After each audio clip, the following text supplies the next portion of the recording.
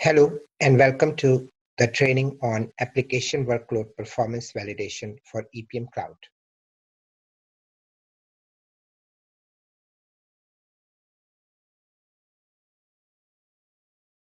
Many times before moving to the EPM Cloud, customers want to make sure that it will perform based on their expectation. And as the new versions of EPM Cloud are applied, or as the customers change their application design, they want to make sure that there are no regressions in terms of performance. The application workload performance validation for EPM Cloud satisfies those requirements. It provides a way to simulate the customer environment using customer provided snapshot or on the customer's own dev or prod pods and customer provided use cases so that the performance can be measured against the performance requirement that the customer has and for the concurrency requirement that they have.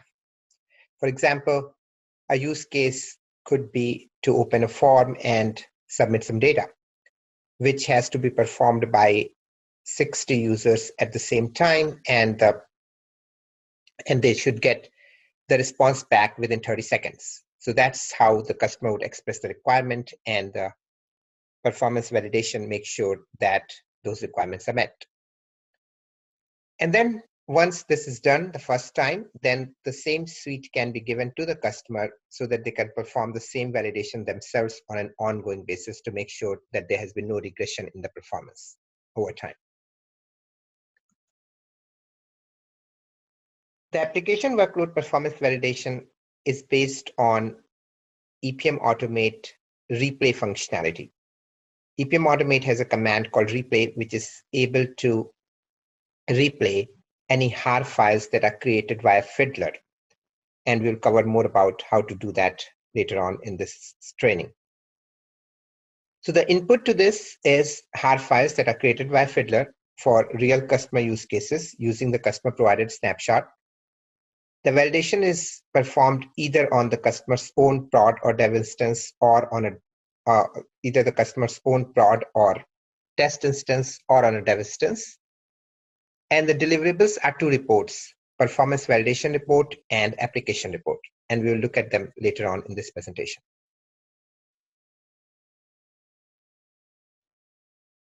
As an input for performance validation, the first thing is to fill out the template that is attached in this presentation. At the end of this training, there is a location where this whole presentation can be downloaded. And inside that, there are embedded files. One of the embedded files is this template, so it can be downloaded too. In this template, customers provide for all the use cases what are the exact steps to perform that use case. For example, it could be open a particular form, set the point of view or user-defined variable, whichever way the form is designed, refresh it, update some data, and submit the form. And then for every use case, they have to provide what is the concurrency requirement. That is, how many users need to perform this use case at the same time with different POVs. And what is the expected UI response time? That is, within how much time the user should have the response back. So for every use case, they provide the exact steps, the concurrency requirement, and expected UI response time. In addition, they have to either provide access to their prod or test instance so that the performance validation can be performed directly on those instances, or they have to provide the permission to export the snapshot from prod or test instance so that the validation can be performed in another dev instance. If the customers want the validation to be performed on their own prod or test instance, they also have to provide the service administrator and ID administrator credentials or provision the tester emails with those roles, because those roles are needed to perform this testing. If the test is being done in a dev instance, then obviously those do not need to be provided from the customer's instances. This is an example of how the use cases need to be filled in the template. So in this particular example, there are two use cases. One is load data, another is create regional report. Load data has to be run by 100 concurrent users at the same time. And the expected UI response time is 60 seconds. Create regional report has to be done by 10 concurrent users, and the expected UI response time is 120 seconds. And these are the steps for those two use cases. For load data, the form needs to be opened, which is called US salaries. The POV has to be selected, then refresh the form, then run the business rule manually called, and the business rule is called allocate, then change 5 cell values. The actual values these are changed to are not really important for performance validation. It could be changed to any values unless customers want them to be changed to specific values and provide such in the use cases. And then submit the data. So this is one use case. Other use case of creating regional report is simply to open the report called regional report, select the POV and create the report. So this is how they would provide the use cases. The deliverables of performance validation, as I told before, are two reports: performance validation report and application report. Performance validation report is simply a CSV file which provides for every use case what are the minimum, maximum, and average actual UI response time for the provided number of concurrent users.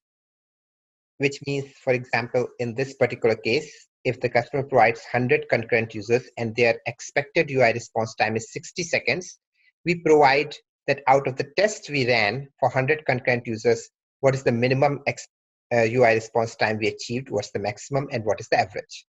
Now, if it is the average is less than the expected UI response time, then we obviously met the customer performance requirement, so we are done.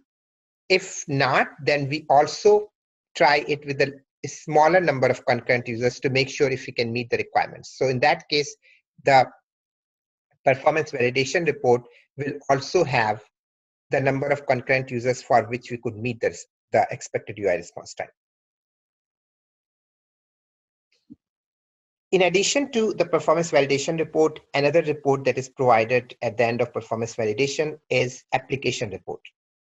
For those days when the performance validation was run, and that has the details to help figure out performance bottlenecks, if any. Application report is a generic report that is provided in EPM Cloud UI for service administrator to view and download, and it has a lot of information about the usage and performance of the service in the last 24 hours.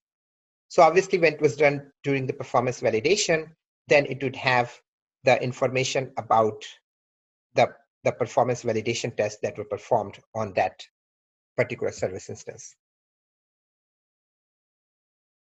This is how a performance validation report looks like. So it would have those same use cases that the customer has provided. In our example, there are two: load data and create regional report, the number of concurrent users that the customer has given for those two use cases, and their given performance requirement. And then for all the iterations we did, what is the minimum time we achieved, what is the maximum time we achieved, and what's the average time we achieved. In this case, 31 seconds is the average time for load data for 100 users, and the given performance requirement was 60 seconds. So we obviously met the requirement, and thus there is no more rows for load data. Otherwise, there will be more rows until we meet the 60 seconds requirement with less number of users. Same thing is create regional report. The average is 102 seconds, while the given requirement is 120 seconds. So we met the requirement. The application report is much bigger report than what's shown here, but these are some of the major sections of the application report which show the performance bottlenecks. So let's say we did not meet the requirement that the customer has given.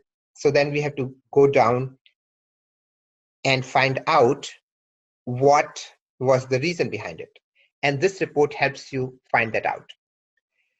So on the left side, this pie chart shows the percentage of UI requests over 10 seconds, and that is 6%, which means that in this particular case, there were 6% of all UI requests that took over 10 seconds. And this pie chart shows the distribution of that 6%. So in this case, 4% of UI requests took 60 seconds plus, 1.9% took 10 to 30 seconds, and 0.1% took 30 to 60 seconds. The drill down of those requests is on the right side, which shows top 30 worst performing user interface actions over 10 seconds. So if you look at this, you will see that a particular form, open form on that particular form, is the performance bottleneck here, because that is taking 11 minutes to just open that form. And actually all of these entries are for the same form, same action, open form. So it basically means if we can make that form perform better, then the use case that is to open that form and submit the data for that form will obviously perform better. So this is how you can drill down and find out where the performance bottleneck is. Now, sometimes the performance bottleneck could be in the calc scripts, and thus we also have a top 10 calc scripts by duration. So here you can see, for example, in this case, that the topmost calc script took 12 seconds, which may or may not be an issue depending on the customer's performance requirement. But this table can help you drill down into the calc scripts and finding out if calc scripts are the ones that have performance issue.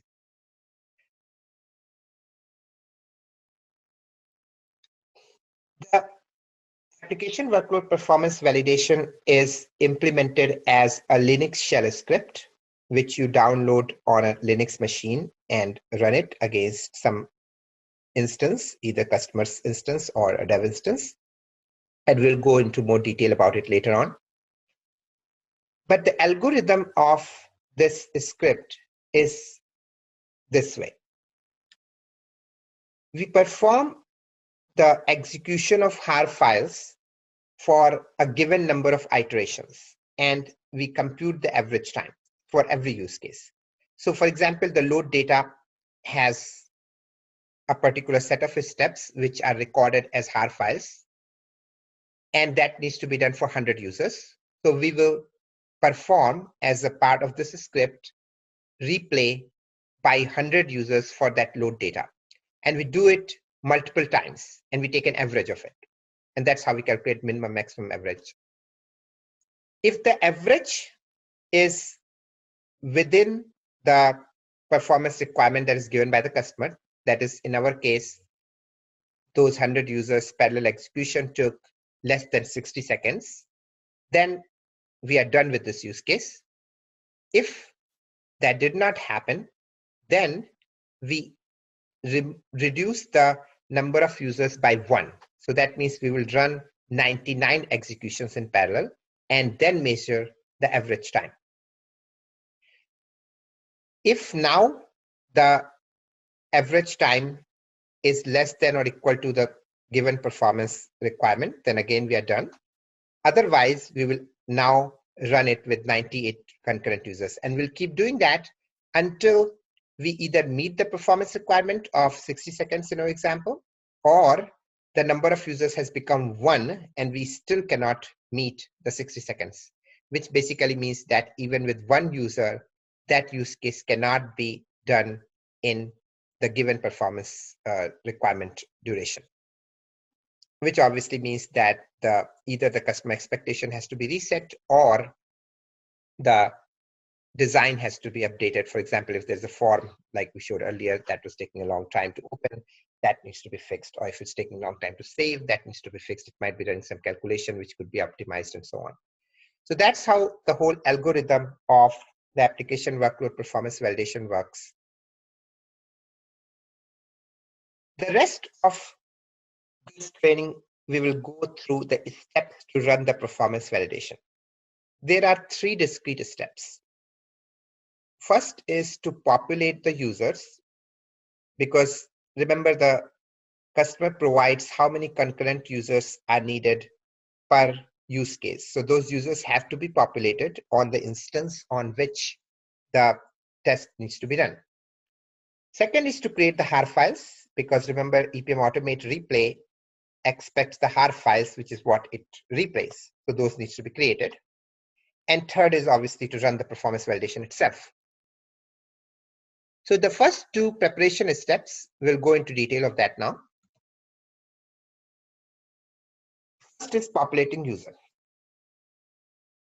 So customer would provide many use cases. So as an example, let's say customer has provided 6 use cases and they have provided the concurrent users that are going to be doing those use cases are 10, 20, 50, 100, 150, and 200 respectively.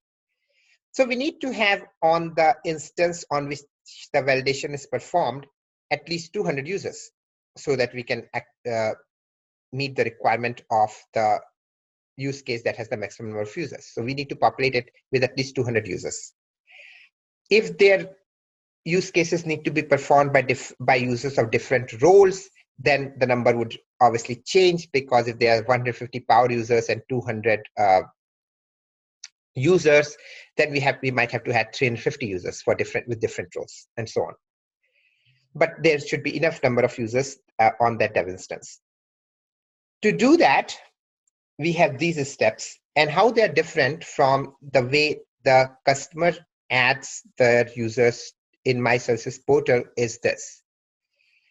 When customers had to provision the users, they use the My Services portal, where they can either add the users and assign them roles one by one, or they can use bulk load mechanism. But in both cases, two things are important. One is that those users have to be the real users. That is, their email ID has to be a real email ID. And second is that those emails IDs then get an email notification from the cloud, which says that they have been provisioned, and they click here to change their password. Or if later on they try to log in, they have to do the update of their first time login. So the password is automatically assigned, and they have to update their credentials after that. Which means that if we do the same mechanism to perform these tests, in this particular example, 200 real email IDs have to be provisioned, and they have to be logged in one by one and update their passwords, which is of course not practical. So we have a better way to do this, and that is done this particular way. Now this example says take the full snapshot from the customer instance.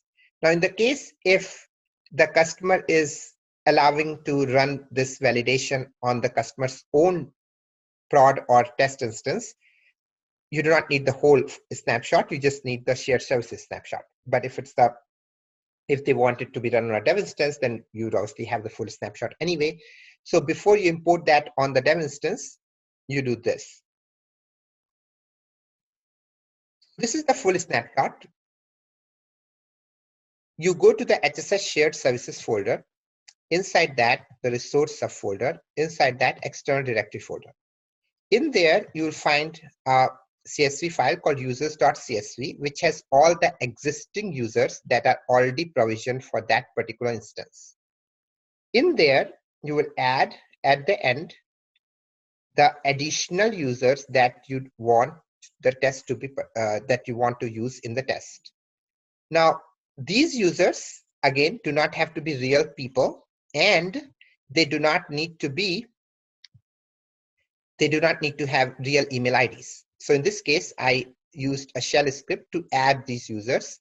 I added 160 users for this particular use case. User 001 as the first name, user 001 as the last name, and their email ID is 001@oracle.com, and their user ID that they log in with is also the same, 001@oracle.com, and it goes on up to user 160, up to here. User 160, same thing, 160@oracle.com. So now I added these 160 users using some kind of automated mechanism. Then I have to assign roles to them. So I'd go to the roles folder. Inside roles folder, depending on what roles you need to use to perform customers use cases, I would use the corresponding CSV file. So in this case, I'm using power user. Let's say that's the role I need to use for the testing. So I would add exactly same thing there. First name, user 001, last name, user 001, email ID and user ID as same 001@oracle.com. And it goes on until 160 users. All of them needs to be with the same role. So here you go. Once I'm done with that, then I would zip this snapshot back. So now what I essentially did, I touched the HSS shared services a snapshot to add the additional users and their roles. But the most important part is that these are not real users and they do not have real email IDs.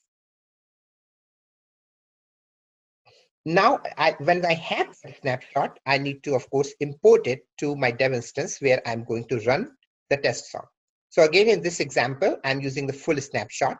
If you are using the customer's own instance, you do not have to do full snapshot. You can just do the shared services snapshot that you have just touched. So in this case, when I'm importing it to a dev instance, I would log into that instance. I would do recreate -f to make it ready to have a new snapshot imported. I would upload this touched snapshot, and I would do import snapshot. None of this is new. This is how you always import the snapshot. However, the new part is here.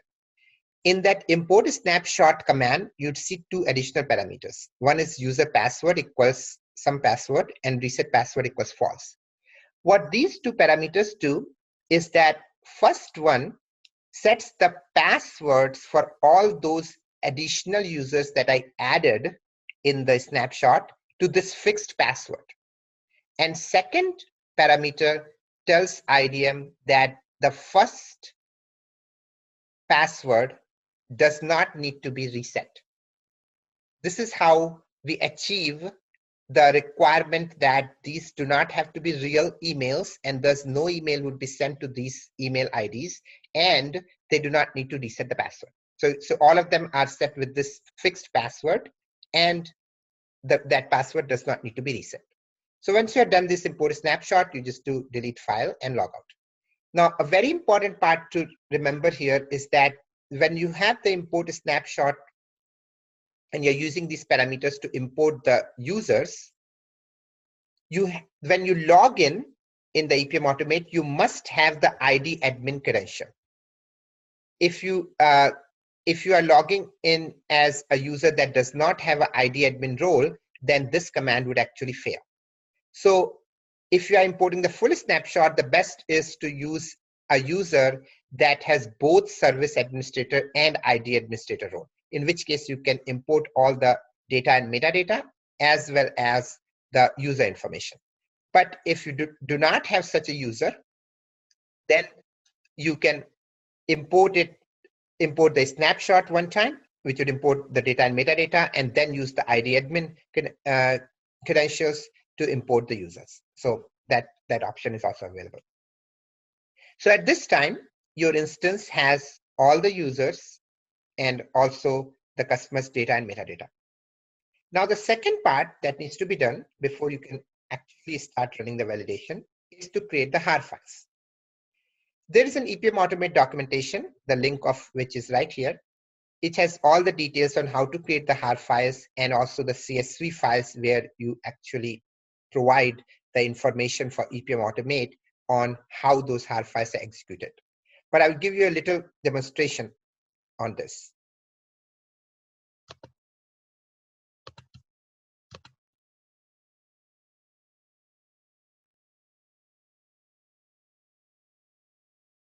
So to do that, the tool is Fiddler, the same Fiddler where you record your sessions anyway.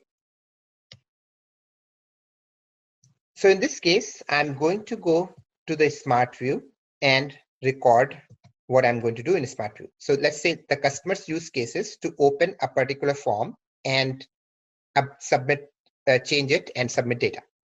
So I'm going to log in to whatever instance I want to record from. Now, one thing to remember is that the instance where I am logging on right now to record the session does not have to be the instance on which the performance validation is performed.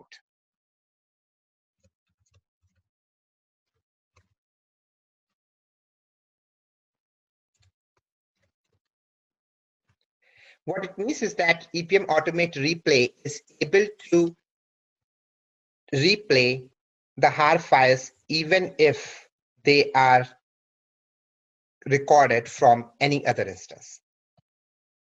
So I'm just going to basically manually do what the customer's use cases. So let's say the customer's use case is to open the balance sheet forecast form.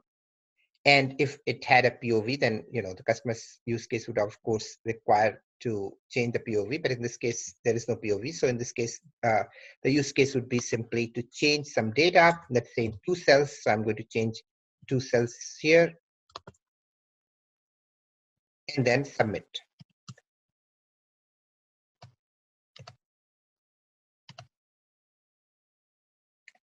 So once I'm done with this, at this point, my use case is done. So I'm going to go to Fiddler. And instead of doing save that we generally do, I'm going to do export sessions because I need to record it in HAR format. So I'm going to do export sessions, either all sessions or selected sessions. And then here, I'm going to select a particular format that has to be HTTP archived 1.1. As you notice, there are many formats available, but the format you have to select is this one, HTTP archive 1.1, which that's what HAR stands for. And then you just save this file wherever you want to save it. So like this. Once you are done with that, that's how you basically record one particular session. Now it's going back here. This is how you have recorded one particular use case for one particular user, essentially. Now, when you run the performance validation, you want to make sure that various different POVs, various different user-defined variables, etc., are exercised. So, and if the form is very big, you also want to make sure the different rows are updated, different columns are updated, and so on. So, ideally, you should create as many HAR files as the number of concurrent users that are going to run that particular use case. So, in our example of load data, there were 100 concurrent users. So, you should actually create 100 HAR files. However, many times that's a very time-taking operation, and if you do not have that much time, then you can also create a smaller number of HAR files. So you can have like 40 HAR files, and then you can just distribute those 40 HAR files among 100 users. So obviously, many of them would execute exactly same requests. However, HAR file is not the input to the replay command of EPM Automate. The EPM Automate takes a CSV file. Why? Because one HAR file is just an execution by one user. You have to provide many users and their corresponding HAR files to be run together. And that's why you create a CSV file. CSV file is pretty simple. In every line, you create an email, you put an email, the password, and HAR file location. And this is how it looks like.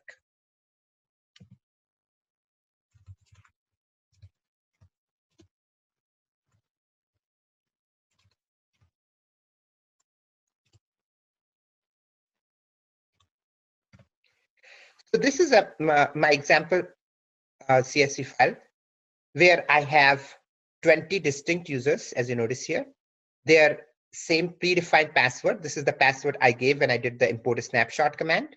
And the full location. It has to be full location, even if it's in the same directory.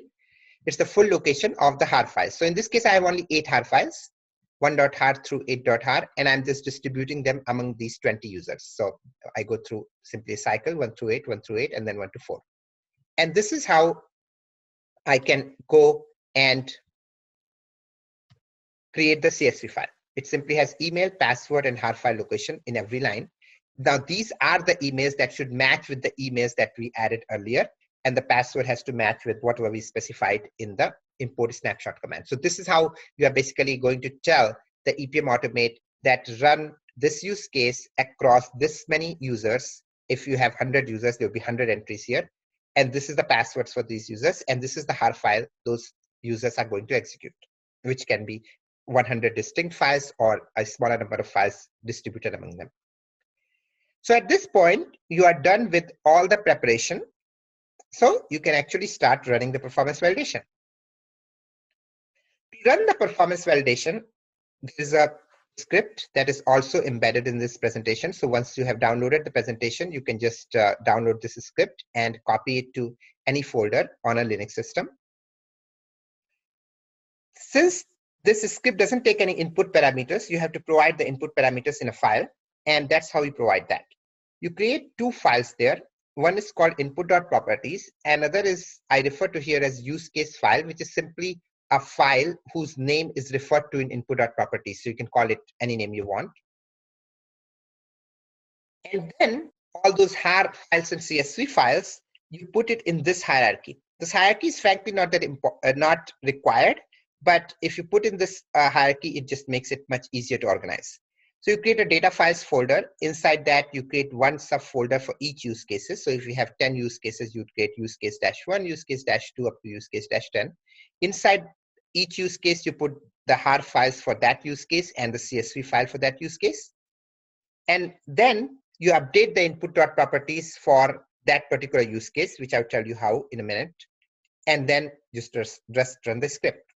And it would basically do the algorithm that we talked about earlier, that would run all the har files for that particular use case in parallel, compute the average time, make sure it matches with the given performance requirement. If not, it will reduce it by 1 and keep doing it. This is how the input.properties content look like. And I'll show you better than on the slide here directly here on my machine. So I have here input.properties file. And these are the properties it has. First is EPM automate script, which is the location of where EPM automate.sh is, because after all, it needs to know where to run the EPM automate from. This is the location wherever you have downloaded the EPM automate Linux shell script, which you download from the EPM automate UI. Other is the location of the replay file. So if I want to run use case 4, for example, my location is data file / use case 4 / use case 4.csv. So it's the CSV location of where the replay file is that replay command is going to run. Other property is the given requirement from the customer for that particular use case. So in this particular use case, the customer has said that this use case should be finished in 3600 seconds. So that's 3600. Iterations per use case is how many iterations you want to run for that particular use case. In general, it should be some big number like 100, which means I would run 100 iterations of it, and then I would compute the average. Now, these can take quite a lot of time, depending on what your use case is and how many iterations you are running. So it's a good idea to send an email when this is done. And that's why you provide this, where your send mail program is, which is generally on a Linux machine, is user spin send mail. And then whatever email address you want to send, which can be multiple email addresses too, by commas, they have to be comma separated. So this email would send, and I'll show you an example of that at the end of this presentation. This email would tell you when the particular use case is done and what was the result of it. And then a log directory, which is where all the logs will go, and we'll cover that in a minute. And then this is the other file that I was talking about, use case file. This can be any name, but you have to have a file with that name.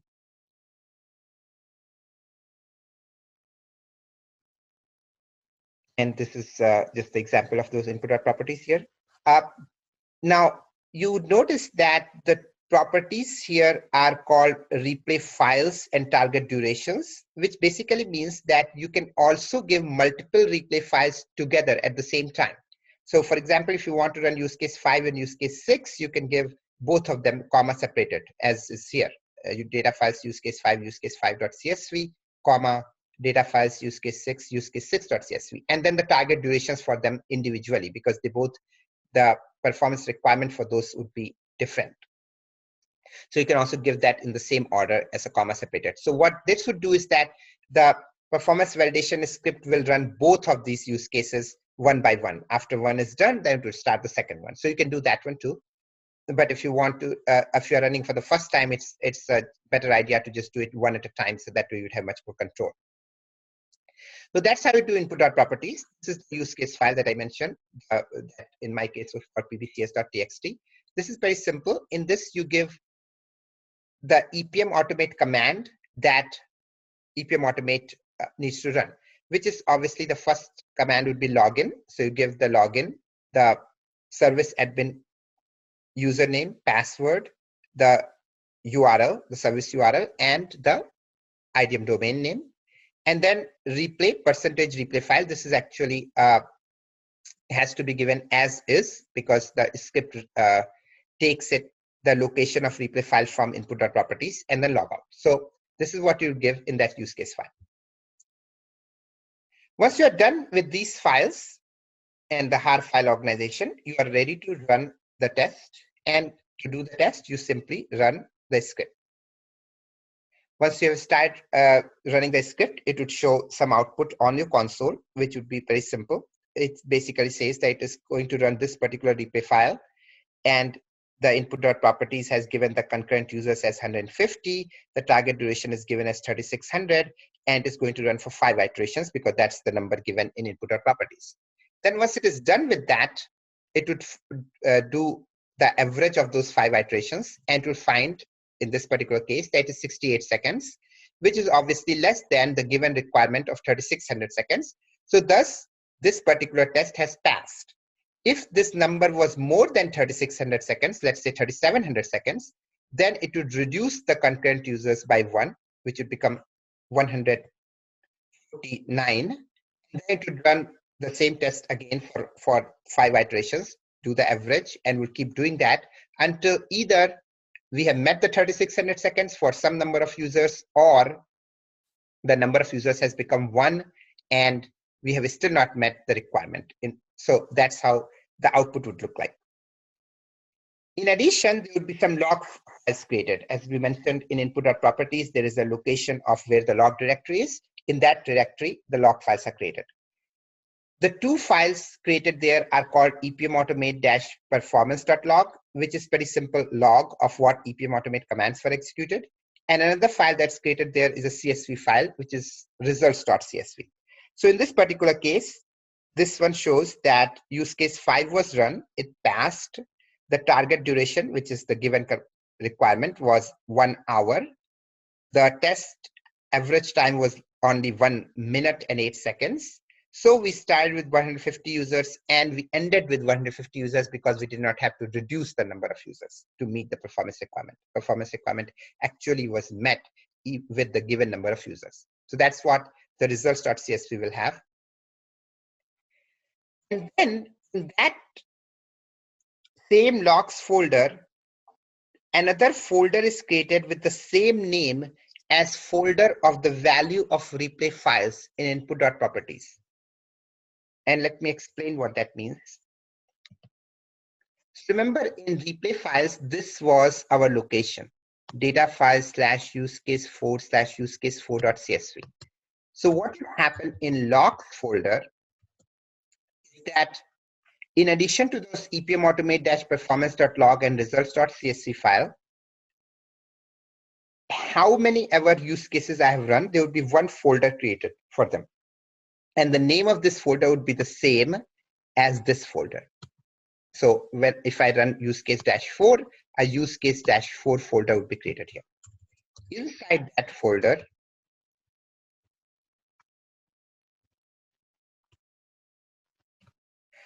I would have one CSV file for every iteration. As you notice, iteration 1.csv to iteration 10.csv, and a log file is specific to that use case. So we'll see what goes into those.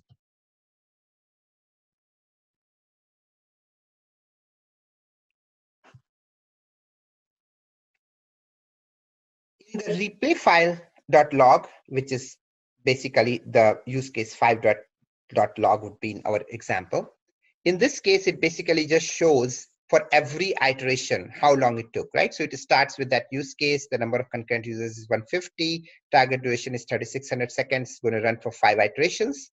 Iteration 1 took 66 seconds, it would keep doing that and would show for every iteration how long it took, and then what was the average. And then again, it's the same thing as what's showing in the console.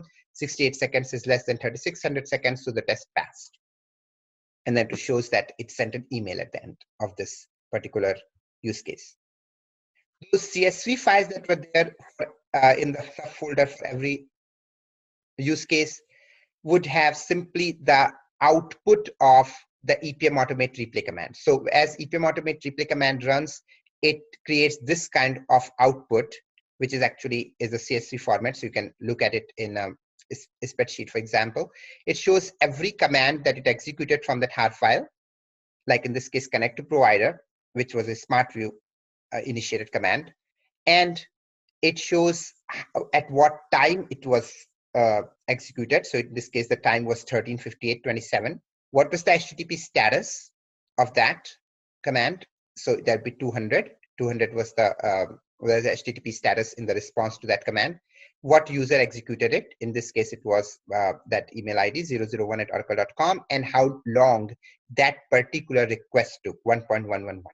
So this is basically the basis of the time that the performance validation script reports. And then at the end, if any email was specified in input.properties, an email will be sent, which would have exactly same information, which use case was done, how many concurrent users it started with, how many concurrent users ended with, how many iterations it ran, what was the target duration, and what was the average duration, and thus the test passed or failed. So at this point, you would know that that particular use case is done, so that you can start another use case. As I mentioned before, this whole presentation is available at this particular location. You can download this as well as the two embedded files inside it. One of them is the use case template that customer fills out, giving their use cases steps, concurrency requirement, and the performance requirement. And the other file embedded in it is the script itself that you copied to a Linux machine.